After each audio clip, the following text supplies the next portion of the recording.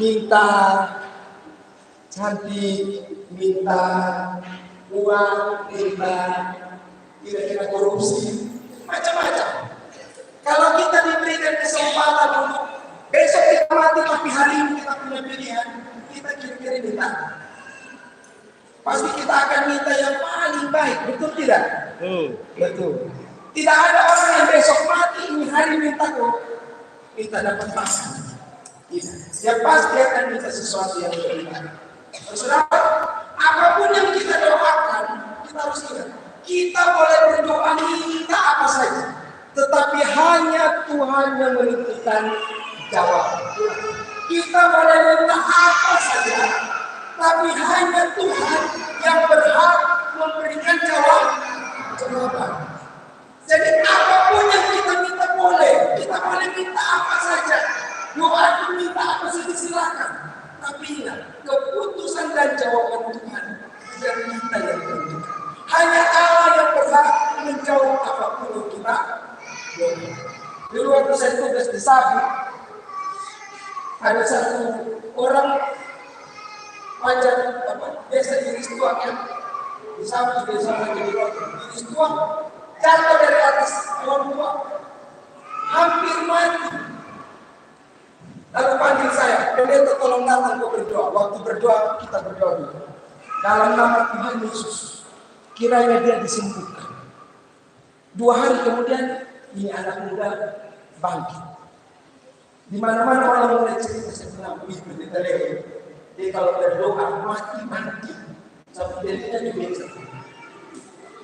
Tiap kali orang cerita tentang itu, mereka selalu bilang, dia kalau berdoa hebat, hujan turun. Lalu kemudian beberapa waktu kemudian ada satu nenek ulang tahun. Tapi neneknya hanya sakit batuk-batuk, jadi kami diminta ibadat rumah tangga.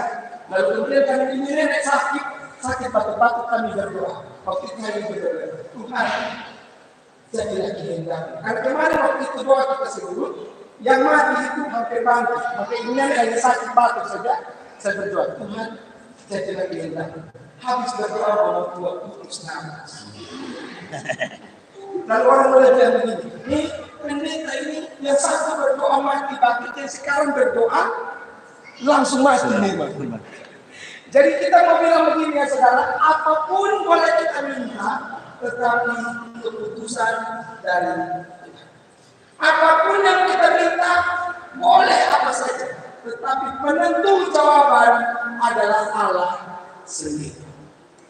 Karena itu ketika Rasul Paulus tulis ini surat Efesus ini yang baru kita baca ini surat ini ditulis ketika Paulus ada di penjara dan lagi sedikit dia sudah mau dieksekusi, dipotong kepalanya oleh Kaisar Nero.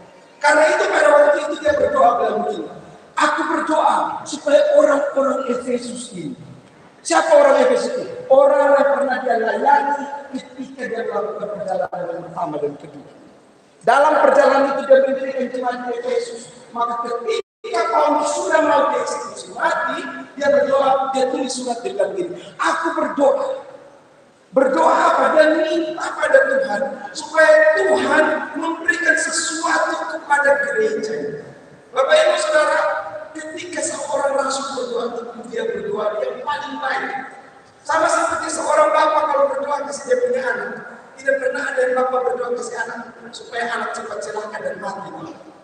Pasti seorang bapak akan berdoa minta yang paling baik ya Tuhan. Demikian juga Rasul Paulus. Waktu dia tulis surat ini, dia minta yang paling baik dari anak. Hari ini kita akan belajar tentang apa yang Rasul Paulus ini. Pertama, ini yang punya slide di mana? Ya.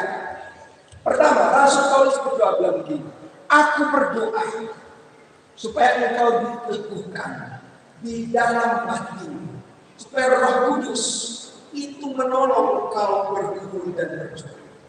Mengapa begitu saudara? Karena ketika kita menjadi seorang percaya, kita tidak sekedar menjadi seorang yang sudah dilahirkan